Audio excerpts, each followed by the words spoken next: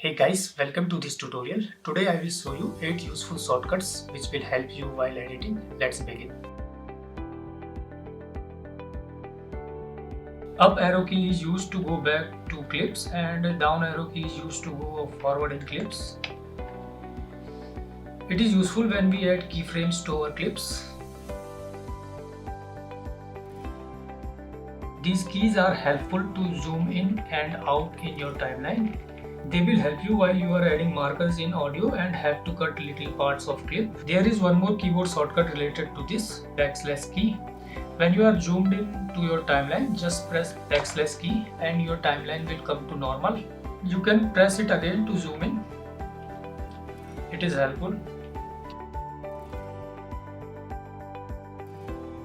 This one is also useful guys. To make screen full, just select the work area and press tilde key. It will make it full screen. It is helpful to see project in full screen or even will help to manage timeline.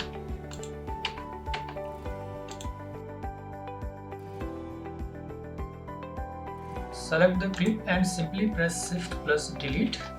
It will automatically join the gap between two clips. For this, press Ctrl while moving the clip and place it above the clip you want to place it. It will automatically shift the other clips. You will have to fix the audio later. Select the clip and press Alt and drag it up or side. It will copy the clip. This one is also useful. This one is for audio. Select your multiple audios and simply press G.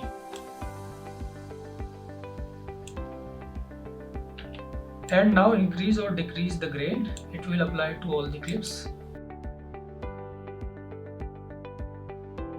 Press J to rewind the clip and K to stop the process.